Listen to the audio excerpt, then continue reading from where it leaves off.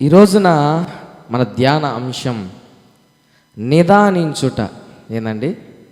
నిదానించుట. మరి జాగ్రత్తగా వినండి, ఆలకించండి. నిదానించవలసిన విషయాలు చాలా ఉంటాయి, కానీ ఈరోజు నా నిదానించవలసిన విషయము ఒకటి మీకు నేను తెలియజేయాలని ఆశపడుతున్నాను. ఏంటి? దేని విషయంలో నిదానించాలి?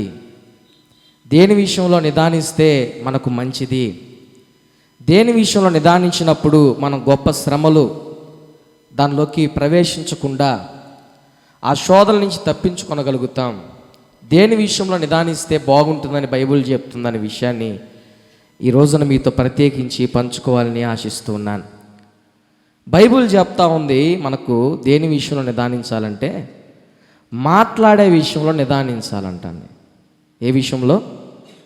మాట్లాడే విషయంలో. చాలామంది మాట్లాడతారు, ప్రతి మనిషి మాట్లాడతారు. కొంతమంది ఎట్లా మాట్లాడతారంటే అవతల వ్యక్తిని కూడా మాట్లాడనివ్వకుండా మాట్లాడతారు. ఇంకొంతమంది ఎట్లా చేస్తారంటే ఆ మాటల్లో కొంచెం ఎక్కువ వెళ్ళిపోయి, కొంతమంది చూస్తూ ఉంటే నాకు ఆశ్చర్యం అనిపిస్తూ ఉంటుంది. మామూలుగా మంచి విషయంలో కొంతమంది నేను ఇట్లా చేశానంటే అవతల వ్యక్తికి కూడా వీడైనా చేసిందని చెప్పి నేను కూడా ఇంత చేశాను అంత చేశాను గొప్పలు చెప్పుకుంటారు. ఇంకొంతమంది మనుషులు ఎట్లా ఉంటారంటే చెడు విషయంలో కూడా ఎవరైనా ఎట్లా తప్పుడు పని చేశానంటే అవతల వ్యక్తి ఏం చెప్పుకుంటాడంటే అదే ఉందిరా, నేను ఇంకా పెద్ద తప్పుడు పని చేశానని చెప్పుకుంటారు. అంటే మాట్లాడే విషయంలో ఆలోచన చేయరు, మాట్లాడే విషయంలో నిదానించరు, అవతల వ్యక్తిని మాట్లాడినెవరు, వారి మాటే నెగ్గాలని కోరుకుంటారు. వీలైతే ఆ మాటల విషయంలో కోపగించుకుంటారు కూడా. అందుకే బైబిల్లో ఒక మాట మీకు చదివించాలని ఇష్టపడుతూ ఉన్నాను. పరిశుద్ధ గ్రంథంలో యాకోబు పత్రిక 1వ అధ్యాయము 19వ వచనం. నా ప్రియ సహోదరులారా, మీరీ సంగతులు ఎరుగుదురు గనుక ప్రతి మనుషుడు వినుటకు వేగిర పడువాడును, మాటలాడుటకు నిదానించువాడును, కోపించుటకు నిదానించువాడనై ఉండవలెను. ఎందుకనగా నరుని కోపము దేవుని నీతిని నెరవేర్చదు. అందుచేత సమస్త కల్మషమును వెర్రవీగుచున్న దుష్టత్వమును మాని లోపల నాటబడి మీ ఆత్మను రక్షించుటకు శక్తిగల వాక్యమును సాత్వికముతో చాలండి. చాలు. జాగ్రత్తగా వినండి నా ప్రియ సంగమా. చక్కగా ఇక్కడ మనం ఈ మాటలు విన్నాం. ఏంటి ఆ మాటలు అంటే మాట్లాడేదానికి నిదానించాలంట, కోపించేదానికి కూడా. ఎందుకు ఈ మాట్లాడేదాని గురించి ఇంత పర్టికులర్గా ఇక్కడ రాయబడిందని మనం చూస్తే సామెతల్లో కూడా ఈ మాట్లాడేదాని గురించి చాలా అర్థవంతమైన మాటలు మనకి వినిపిస్తాయి. సామెతల గ్రంథం 10వ అధ్యాయము 19వ వచనంలో అయితే విస్తారమైన మాటల్లో అంట దోషం ఉండక మానదంట. ఈరోజే నేను గూగుల్లో సెర్చ్ చేశానండి. ఒక మనిషి రోజుకి ఎంతసేపు మాట్లాడతాడు అని చెప్పి నేను చూస్తే పురుషుడు 2000 మాటలు మాట్లాడతాడంట రోజుకి, స్త్రీలు 10,000 మాటలు మాట్లాడతారంట. అంటే అందరూ మాట్లాడతారని కాదులేండి, పాపం ఎవరో రీసెర్చ్ చేసి ఎక్కువ మంది గురించి చూసి అట్లా చెప్తుంటారు. అంటే రోజుకి మనం లెక్కేసుకుంటే మాత్రం చాలా ఎక్కువ మాటలే ఉంటాయి కదండి. అంటే ఇన్ని మాటలు మాట్లాడుతాను. అయితే బైబిల్ ఏం చెప్తుందంటే విస్తారమైన మాటల్లో దోషం.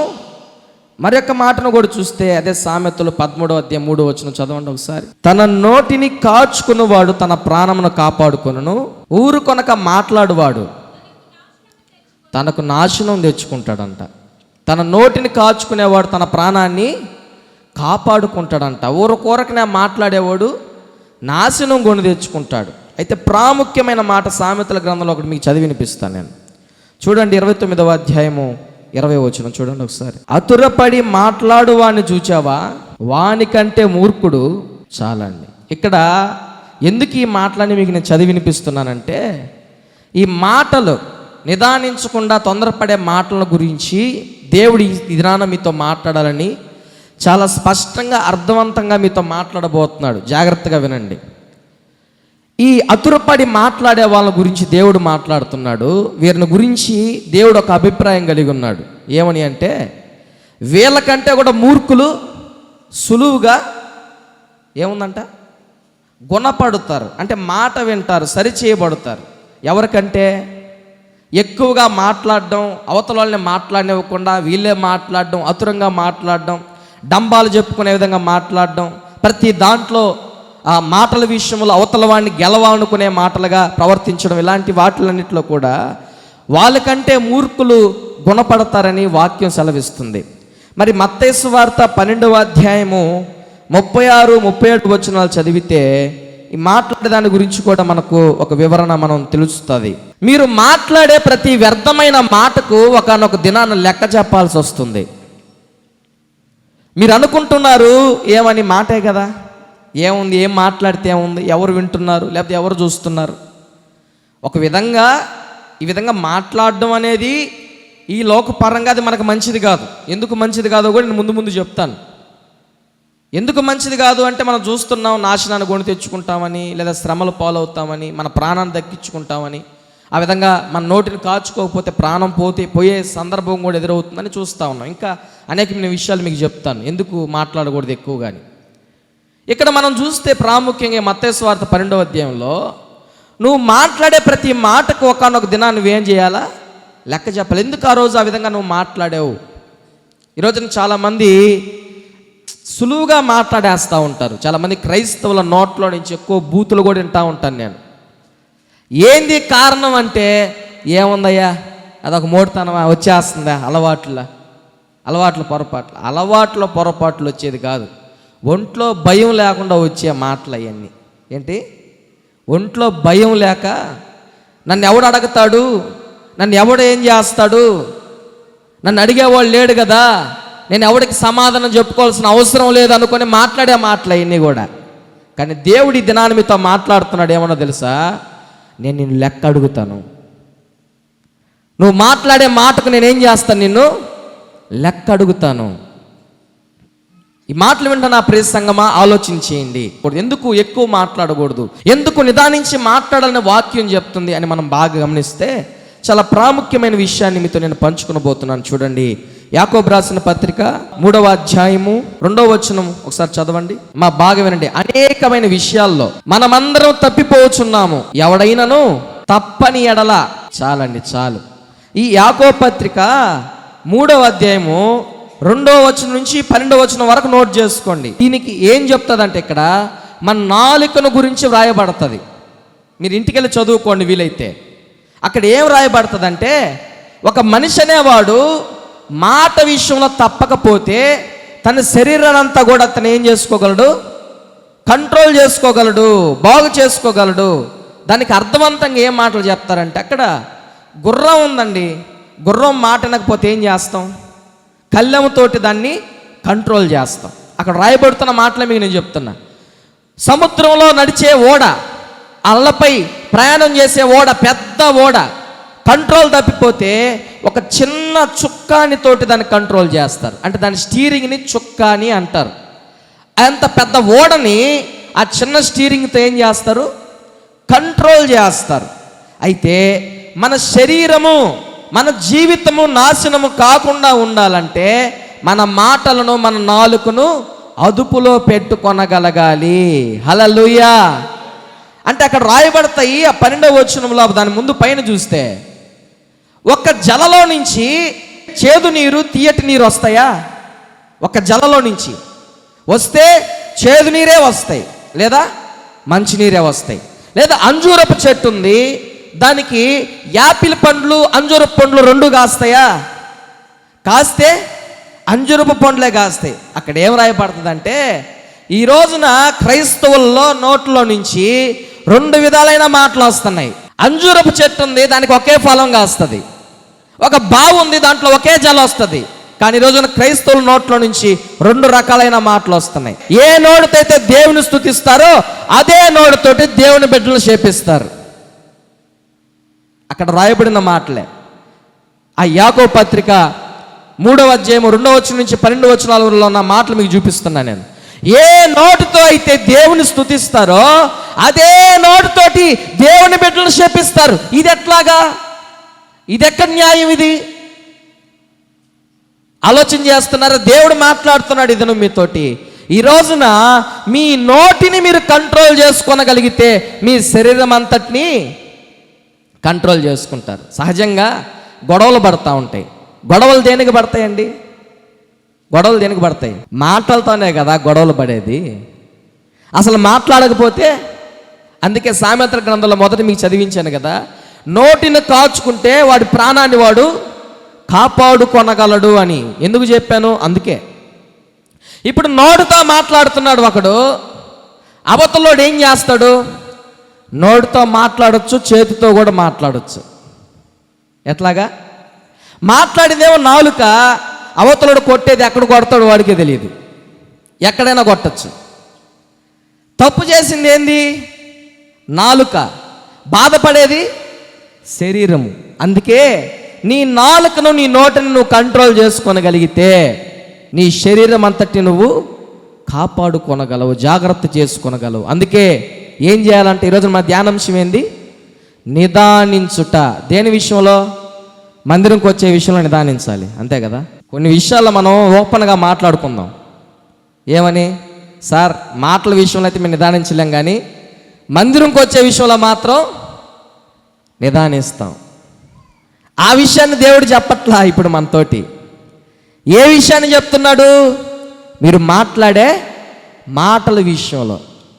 కొంతమంది భార్యలు లేదా భర్తలు లేదా పిల్లలు, చిన్న పిల్లలు చాలామంది బూతులు మాట్లాడుతుంటే తల్లిదండ్రులు మురిసిపోతూ ఉంటారు.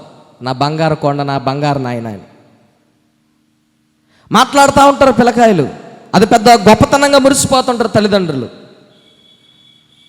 ఈ రోజున ఎంతటి భ్రష్టత్వానికి సమాజాన్ని తీసుకొచ్చేశారు అంటే, అసలు అవతల పిల్లోడు ఏం మాట్లాడుతున్నాడు? ఇప్పుడు ఈ సోషల్ మీడియా వచ్చేసరికి, ఈ నెట్ వచ్చేసరికి చిన్న పిల్లకాయలు కూడా పెద్ద పెద్ద మాటలు మాట్లాడుతున్నారు ఫోన్లలో. వాళ్ళ వయసుకి మించిన మాటలు మాట్లాడటం లేదు. వయసుకు తగ్గ మాటలు మాట్లాడాలా, వయసుకు అనుగుణమైన మాటలు మాట్లాడాలా. అవి ఎక్కడి నుంచి వస్తాయంటే, అందుకే బాలుల విషయంలో, చిన్నపిల్లల విషయంలో తల్లిదండ్రులకు దేవుడు ఒక మాట చెప్తాడు. వారికి చిన్న వయసులో బెత్తాన్ని వాడితే పెద్ద అయితే ఆ మార్గాన్ని నుంచి తొలగిపోరంట. అసలు సంస్కారమే తెలియట్లేదు చాలామందికి. నేర్పిస్తే కదా తల్లిదండ్రులు పిల్లలకి ఏ విధంగా మాట్లాడాలా, పెద్దలతో ఏ విధంగా మాట్లాడాలా, ఏ విధంగా గౌరవించాలా, ఏ విధంగా నడుచుకోవాలా, దైవ సేవకునితో ఏ విధంగా ప్రవర్తించాలా, బంధువులతో ఏ విధంగా ప్రవర్తించాలా, ఇవన్నీ నేర్పించాలా తల్లిదండ్రులు. వాళ్ళకుంటే కదా అసలు ముఖ్యంగా.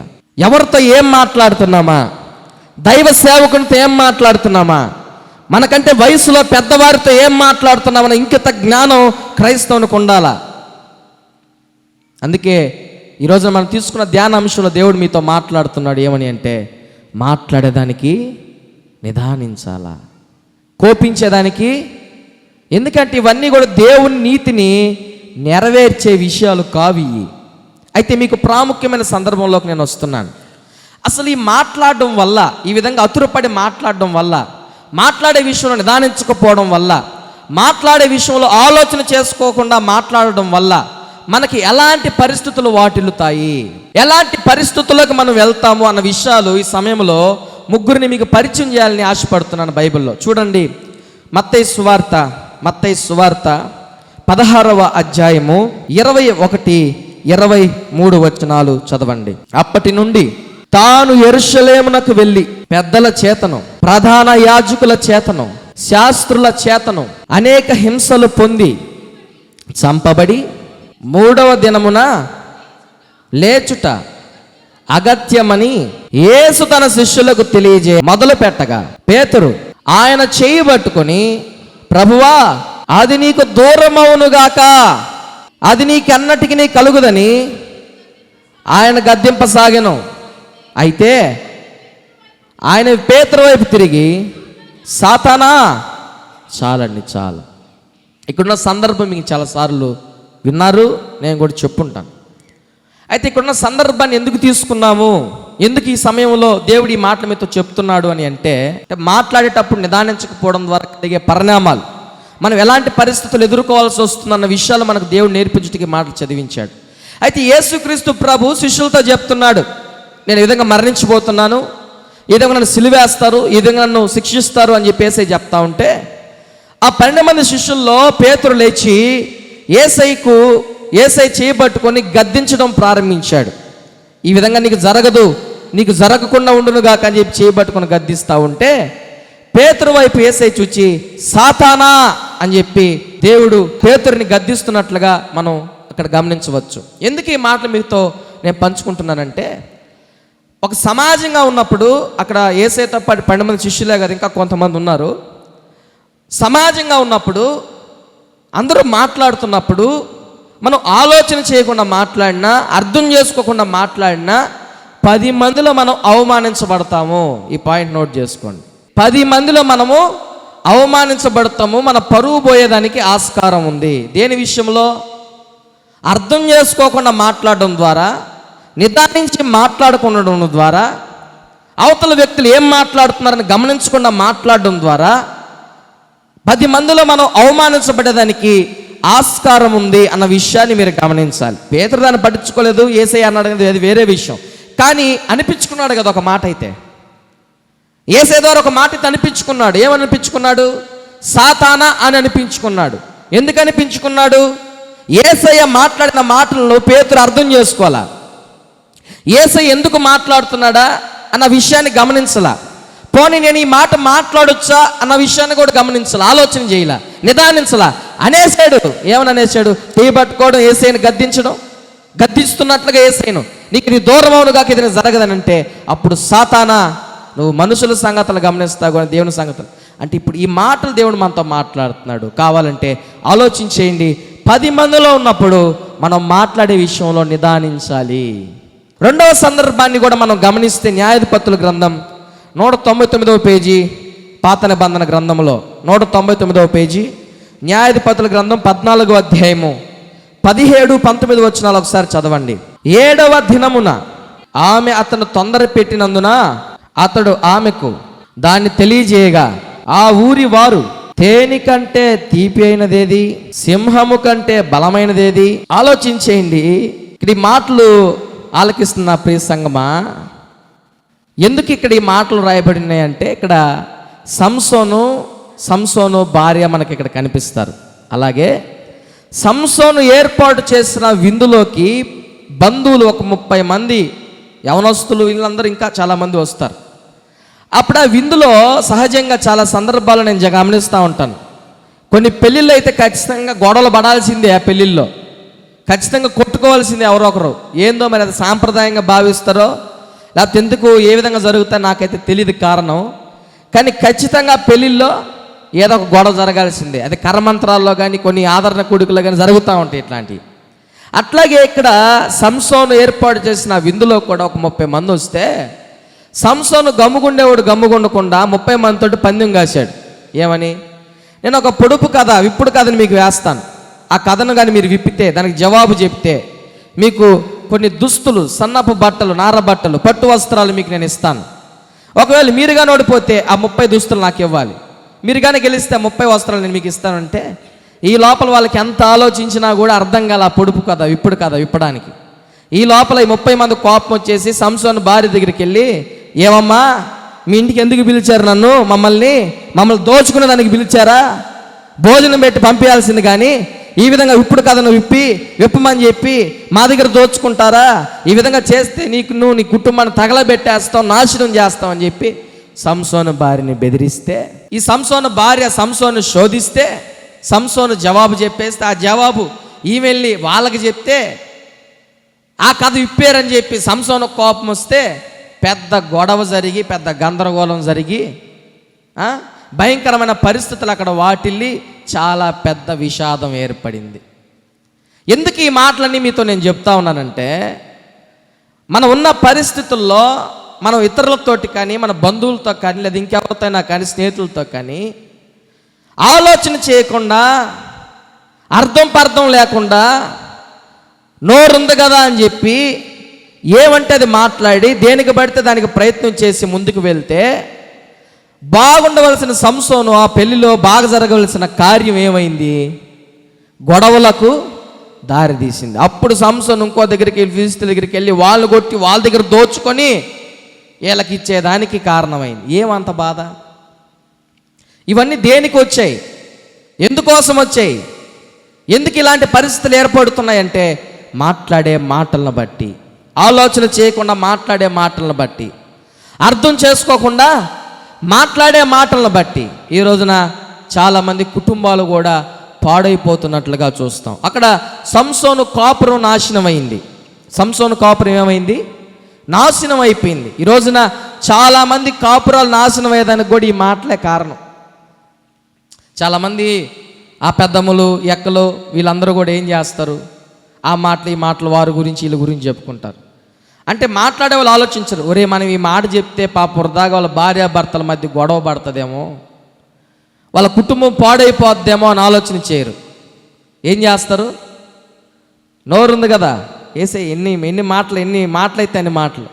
అందుకే ఒక పాట ఉంది, ముసలమ్మ ముచ్చట్లు కట్టి పెట్టి పరిశుద్ధ గ్రంథాన్ని చేత బట్టి, దాని చరణంలో ఉంటుంది, ఆ ఇంటి సంగతులన్నీ ఈ ఇంటికి మోసేవమ్మ, పొరుగింటి విషయాలన్నీ చాటింపు వేసేవమ్మ, అక్కడి మాటలు ఇక్కడి చెప్పి మంచిని తిరిడిగా తిప్పి కొండాలు చెప్పవద్దమ్మా, జగడాలు పెట్టకు పెద్దమ్మ.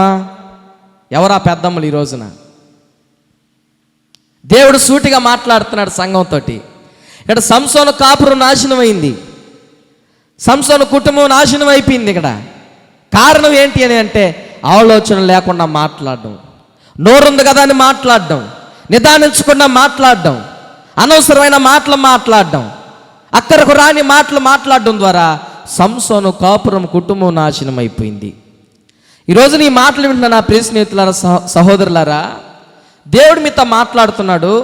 స్త్రీలారా, దేవుడు మీకు ఇచ్చిన బాధ్యతను వహించకుండా మీ భర్తలతోటి ఏ విధంగా ప్రవర్తిస్తున్నారు, ఎలా మాట్లాడుతున్నారు, ఎంత మాటలంటే అంత మాటలు మాట్లాడుతున్నారా? ఈ మాట నా భర్తతో మాట్లాడొచ్చా మాట్లాడకూడదా అని ఆలోచన చేయకుండా మాట్లాడుతున్నారా? ఎట్టబడితే అట్ట మాట్లాడి 10 మందికి వినిపించే విధంగా బజారుకి ఈడే విధంగా ప్రవర్తిస్తున్నారా? దేవుడు ఈ మధ్యాహ్న కాల సమయంలో మీతో మాట్లాడుతున్నాడు. ఏమని అంటే మీ కాపురాలు పోతాయి. పురుషులతో దేవుడు మాట్లాడుతూ ఉన్నాడు. విలువ లేకుండా ఎట్టబడితే అట్ట ఒక స్త్రీ అని చూడకుండా నీ ఇష్టానుసారంగా ఎంత మాట వస్తే అంత మాట మాట్లాడి స్త్రీని బాధ పెడితే పురుషులారా, దేవునితో మాట్లాడుతున్నాడు. ఏమని అంటే నీ నాలుక ఇచ్చింది దాని కొరకు కాదు, దేవుని స్తుతించేదానికి. హల్లెలూయా. ఆలోచన చేయండి. ఈ రోజున దేవుడు మాట్లాడుతున్నాడు. తొందరపడి మాట్లాడడం ద్వారా, అతురుపడి మాట్లాడడం ద్వారా 10 మందిలో నువ్వు అవమానించబడతావు. ఏం చేస్తావు? 10 మందిలో నువ్వు అవమానించబడతావు. అదే నిదానించి మాట్లాడకుండా, ఆలోచన చేయకుండా మాట్లాడడం ద్వారా నీ కాపురాన్ని నాశనం చేసుకుంటావు. అన్నదమ్ముల మధ్య ఉన్న ఆ ఐక్యతను పోగొట్టుకుంటావు. బంధువుల మధ్య ఉన్న ఆ యొక్క ప్రేమ బంధాన్ని పోగొట్టుకుంటావు. రక్త సంబంధాన్ని పోగొట్టుకుంటావు. నువ్వు నా ఊరిలో ఐక్యత లేకుండా చేసుకుంటావు. నువ్వు నా ఊరిలో విలువ లేకుండా బ్రతుకుతావు. కారణం ఆలోచన చేయకుండా నువ్వు మాట్లాడే మాటలను బట్టి, నిదానించకుండా నువ్వు మాట్లాడే మాటలను బట్టి. ఏముంది? ఎవడేం మాట్లాడతాడు? ఎవడేం చేస్తాడు? నన్ను ఎవడేం చేయలేడు. నేను ఉండేది ఇంతే, నేను మాట్లాడేది ఇంతే, నా ప్రవర్తన ఇంతే, నా మనసు ఇంతే, నేను మాట్లాడేది కరెక్టే అని చెప్పి నువ్వు పెద్దగా అరిసేవనుకో, దేవుడు నిన్ను అడుగుతాడు. ఏమని?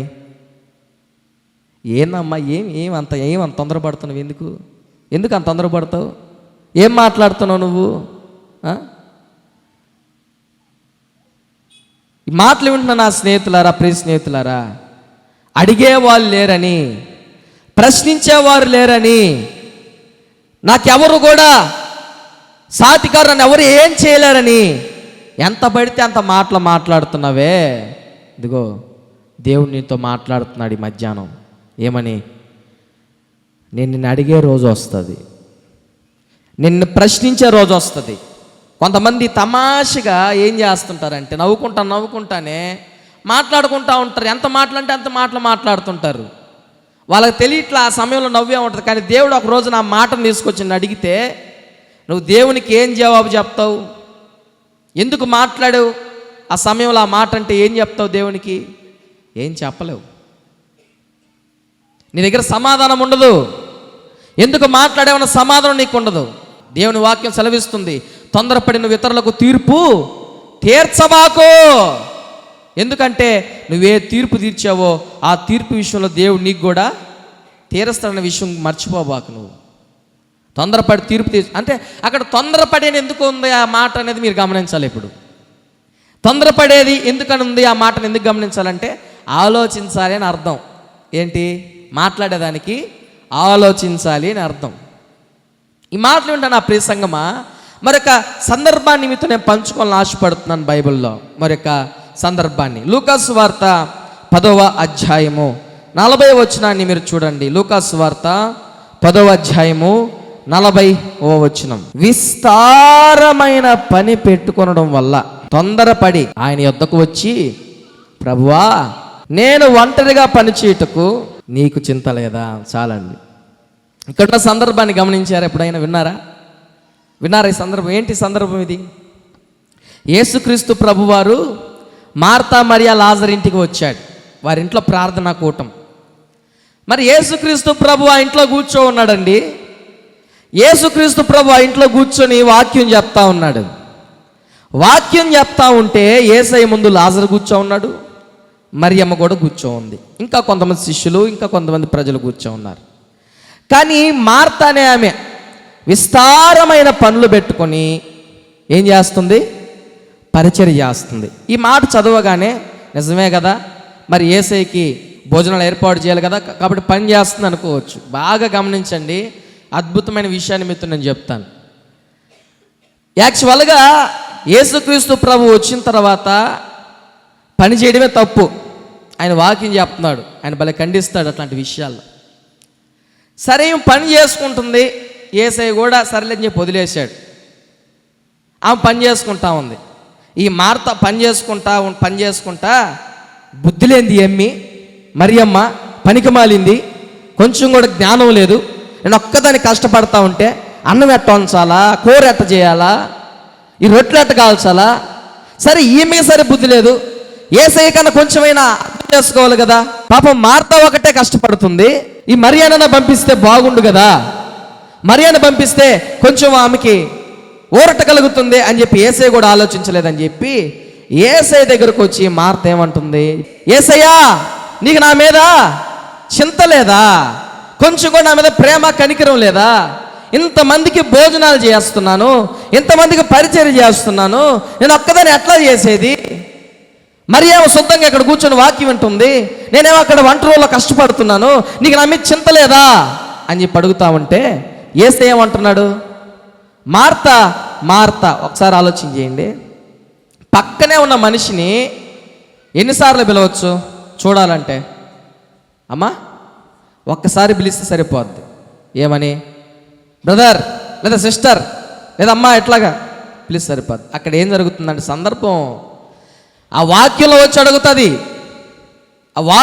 అడుగుతుంది. ఏమని? మార్త యేసయ్యతో మాట్లాడుతుంది. ఏమని? యేసయ్యా, నా మీద నీకు చింత లేదా? అప్పుడు యేసయ్య అంటున్నాడు, వారి మధ్య జరిగే సంభాషణ మీతో చెప్తా ఉన్నాను. అప్పుడు యేసయ్య అంటున్నాడు, మార్త అంటున్నాడు. ఎందుకో తెలుసు? ఆగట్లా ఆమె. ఎవరో మార్తమ్మ ఆగట్లా. యేసయ్య నువ్వు అసలు అది కరెక్ట్ కాదయ్యా అని చెప్పి మాట్లాడుతుంది. మార్త అంటున్నాడు, ఆగట్లా ఆమె.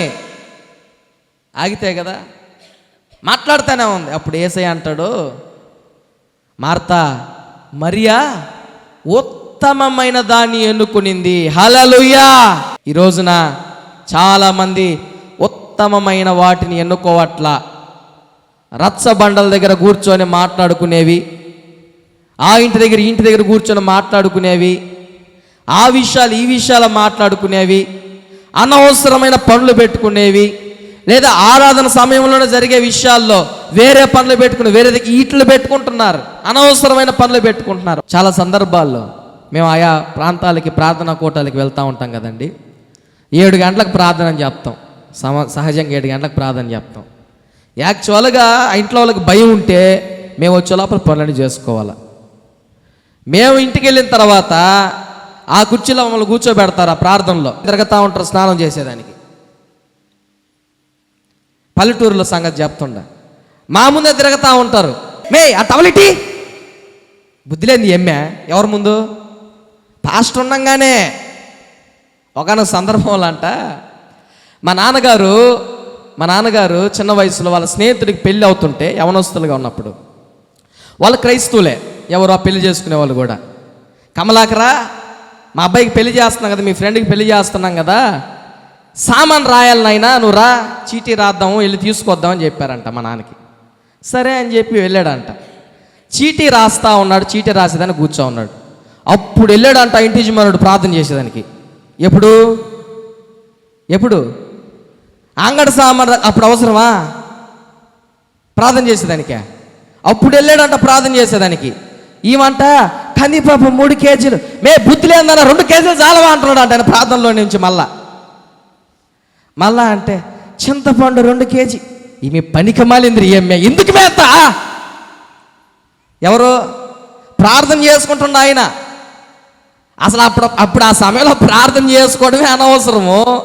మళ్ళీ పైగా ప్రార్థన చేస్తే భార్యను తిడుతున్నాడు అంట, పనికి మాలిందానా, బుద్ధి లేదానా, ఇట్టాడిదానా అని. ఎప్పుడు ప్రార్థన చేస్తానే. ఈ మార్తా కూడా ఏం చేస్తుందంటే ఉత్తమమైన దాన్ని విడిచిపెట్టేసింది, అవసరమైన దాన్ని విడిచిపెట్టేసింది, అనవసరమైన వాటి విషయంలో విచారణ పడుతుంది.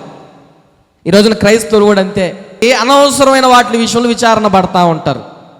నా ప్రియ స్నేహితులారా, సహోదరులారా, నా సంగమా, మీ అందరికీ ఒక 2 విన్నపాలు ఈ సందర్భంలో మీకు తెలియజేయాలనుకుంటున్నాను. మీరందరూ నన్ను చాలా బాగా ప్రేమిస్తున్నారు, మంచి మంచి వంటలు కూడా పెడుతున్నారు. కొన్నిసార్లు మిమ్మల్ని అడుగుతుంటే ఏం చేస్తున్నారంటే నా మీదే నింద మోపేస్తున్నారు మీరు. సార్ మీకు భోజనం పెట్టేదానికి ఈరోజు రాలేకపోయాను, లేట్ అయిపోయిందని. నాకు అట్లాంటి భోజనం వద్దమ్మా, మీతోనే చెప్తున్నా, నాకు అట్లాంటి భోజనం వద్దు. మీరు దేవుని వాక్యం విని 4 గంటలకైనా నాకు పెట్టండి అన్నం, నేనేమనుకోను మిమ్మల్ని. హల్లెలూయా. ఎన్ని గంటలకు పెడతారు? 4కైనా పెట్టండి, మంచిని దాగానే ఉంటాను, నాకు ఇబ్బందిలే. కానీ నా కోసం మీరు బాగుండేదానికి గుడికి రాకుండా మాత్రం ఉండబాకండి. నాకు అది అసలు ఇష్టమే లేదు, నాకు నచ్చదు కూడా. అది మీతో నేను స్పష్టంగా చెప్తున్నా. మార్తాతో దేవుడు మాట్లాడుతున్నాడు. మార్తా, దేనికి నువ్వు విచారణ పడుతున్నావు? ఏ విషయంలో విచారణ పడుతున్నావు? మరియ ఉత్తమమైన దాన్ని ఎన్నుకునింది. దేన్ని ఎన్నుకునింది? ఆగట్లా, మాట్లాడదనుకోట్లా. అది కదా యేసయ్య, మరియమ్మకు బుద్ధి లేదు, పనికి మాలింది.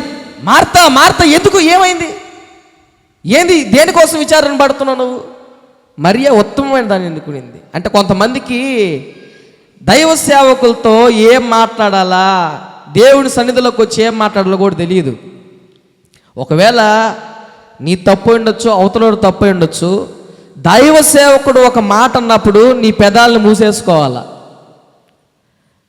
దైవ సేవకుడు నీకు ఒక మంచి విషయం చెప్పినప్పుడు నువ్వు అక్కడికి ఆగిపోవాలా. అది నీకు గౌరవం, సంఘంలో గౌరవం. అది నువ్వు కానీ పాస్టర్ మాట్లాడుతున్నా కూడా అధికంగా మాట్లాడేవనుకో, ఖచ్చితంగా నువ్వు దానికి లెక్క చెప్పాల్సి వస్తుంది. యేసయ్య మాట్లాడుతున్నాడు ఒక పక్క, నువ్వు అడిగేవు సమాధానం యేసయ్య చెప్తున్నాడు. చెప్పని యేసయ్యని ఏం కొంపలు మునిగిపోయి యేసయ్య ఏమన్నా వెళ్ళిపోతున్నాడా? ఆగట్లా. మార్తా పాపం టెన్షన్ పడిపోతుంది, విచారణ పడిపోతుంది. సాంబార్ ఎట్ట దించాలా, కూడెట్ట ఉండాలని చెప్పి. ఈ మధ్యకాలంలో ఒక ఫంక్షన్కి వెళ్ళాం మేము. ఫంక్షన్కి వెళ్తే మమ్మల్ని కూర్చోబెట్టారు. ఎక్కడ? ఆ ఫంక్షన్లో నేను, మా నాన్నగారు, ఇంకో పాస్టర్, మా బ్రాంచ్ మందిరికి వెళ్తే, ఊరి పేరు ఎందుకులే, ఆ ఊరికి వెళ్తే ఆ ప్రక్కన మమ్మల్ని కూర్చోబెట్టారు. ప్రార్థనలు ఏమిలే, ఫోటోలు దిగుతూ ఉండరు మమ్మల్ని ఆడ కూర్చోబెట్టి. ఏం చేస్తుంటారు? దిగడం ఏం చేశారంటే ఎక్కువైపోయినాయి ఫోటోలు, టైం కూడా అయిపోయింది. మా దగ్గరికి వచ్చి చెప్తారు, సార్ టైం అయిపోయింది, ఊర్లో వాళ్ళు తొందరగా వెళ్ళిపోంట, బస్సులు లేవంట, అరగంటలో ముగిచ్చి. ఏం చెప్తుంటారు? అప్పుడు దాకా ఫోటోలు దిగారు. కూడికి లేట్ అయిపోతుంది. దేనికి లేట్ అయిపోతుంది? అట్లాగే చాలా మందికి క్రైస్తవుల్లో కూటి క్రైస్తవులు ఎక్కువ మంది ఉంటారు. ఏ క్రైస్తవులు? కూటి క్రైస్తవులు. పాటలు ఎక్కువ పాడతారు వాళ్ళు, సాక్ష్యాలు కూడా అరగంటకు తక్కువ చెప్పరు. ఆ ఇంట్లో జరిగిన మేలు, చీదిన దగ్గర నుంచి, నడిచిన దగ్గర నుంచి, వేసుకున్న బట్టల దగ్గర నుంచి ప్రతిదీ చెప్తారు సాక్ష్యం. పాస్టర్కి మాత్రం కండిషన్ పెడతారు. ఏమని? సార్ టైం ఇప్పుడు. చాలామందికి తెలియదు ఎట్ట మాట్లాడాలా, అవతల యేసయ్యతో ఎట్ట మాట్లాడాలో అర్థం చేసుకోలేకపోయింది మార్త. మాట్లాడుతూనే ఉంది, యేసయ్య ఆపమంటున్నా కూడా మార్తా అంటున్నా కూడా అది కదేసి ఇది కదా మాట్లాడుతూ ఉంది. చాలామందికి ఇదే సమస్య. ఒప్పుకోరోళ్ళు వాళ్ళ మాట నెగ్గాల. ఎట్టయినా నా మాట కరెక్ట్ సార్, నువ్వేమని అనుకోను సార్. చాలామంది చెప్తుంటారు, సార్ నేను చాలా కరెక్ట్ అయిన దాన్ని, నేను కరెక్ట్ అయిన మనిషిని, నేను అసలు తప్పు చేస్తే ఒప్పుకోను, కరెక్ట్ అయిన మనిషిని. కరెక్ట్ అయిన మనిషిగా ఉండాలి కదా చెప్పేది అందరూ. మరి నాకు చెప్పడం దేనికి? నువ్వు కరెక్ట్ అయిన మనిషివో కాదు, నీ ప్రవర్తన చెప్పాలా, నీ మాటలు కాదు. హల్లెలూయా. ఏం చెప్పాలా? నీ ప్రవర్తన చెప్పాలా, మాటలు కాదు. ఈ రోజుకి కూడా ఇంత మాట్లాడుతున్నా కూడా చాలామంది ఏమనుకుంటారంటే అదే దూరంలో ఉంటారు. అందుకే సామెతలో ఒక మాట మనం ఇందాక చదివాం కదా. ఏమని చదివాము? అతురంగా మాట్లాడేవాడు కంటే మూర్ఖుడే సులువుగా పందులు ఎదుట మన ముత్యాలు వేస్తే ఏం చేస్తాయమ్మా? తొక్కేస్తాయి. వాటి విలువ, పందులకి వీటి విలువ తెలియదు. వాళ్ళ గురించి చెప్పాడు ఆ మాట అక్కడ. ఎంత దారుణంగా పోల్చారండి అలాంటి వాళ్ళని. ఎవరిని? అతురంగా మాట్లాడే వాళ్ళని, నిదానించకుండా మాట్లాడే వాళ్ళని, తొందరపడి మాట్లాడే వాళ్ళని. నా మాటలు అనుకున్నారమ్మా గబక్కన. నేను ఎప్పుడు నా సొంత మాటలు చెప్పను. దేవుడు ఆ వాక్యం ఏదైతే చెప్పారో అదే మీకు నేను తెలియజేస్తాను. అందుకనే ప్రతి దానికి రెఫరెన్స్ కోడ్ చేస్తాను నేను. కాబట్టి అలాంటి వాళ్ళని గుణపరచలేం. మూర్ఖులే బాగుపడతారు అలాంటి వాళ్ళకంటే కూడా. ఎందుకు ఈ విషయాన్ని గురించి మీతో నేను ఈరోజు పంచుకున్నాను మీకు అర్థమై ఉండొచ్చు ఈ సమయానికి. అంటే నిదానించి మాట్లాడకుండా ఉండడం ద్వారా, ఆలోచన లేకుండా మాట్లాడడం ద్వారా ఎంతటి భయంకరమైన పరిస్థితులు క్రైస్తవుడు ఎదుర్కొంటాడో దేవుడు మీతో చెప్పాలనే ఈ రోజున దేవుడు మీతో మాట్లాడాడు. కాబట్టి ఈ మాటలు ఉంటున్న నా ప్రియ సంగమా, దేవుడు మీతో మాట్లాడిన మాటలు బట్టి ఒక తీర్మానం తీసుకుందాం. ఏమని? ఈ రోజు వరకు తండ్రి, నేను ఏదైనా తప్పుగా మాట్లాడుంటే, వ్యతిరేకంగా మాట్లాడుంటే, నువ్వు చెప్తున్నావు నువ్వు మాట్లాడే ప్రతి మాటకు లెక్క చెప్పాలి అని. మరి నేను ఏదైనా అనవసరంగా మాట్లాడుంటే, నేను ఆలోచన చేయకుండా మాట్లాడుంటే ఈ మధ్యాహ్న కాలం సమయంలో నాకు క్షమించు. ఇక మీదట నేను మాట్లాడే ప్రతి మాట ఆలోచన చేసి ఏం మాట్లాడాలి, ఎలా ప్రవర్తించాలో నాకు జ్ఞానం దయచేయని ప్రతి ఒక్కరు కూడా మోకరించి తల్ల వంచి కళ్ళు మూసుకొని ప్రార్థనలో ఏకీభవిద్దాం.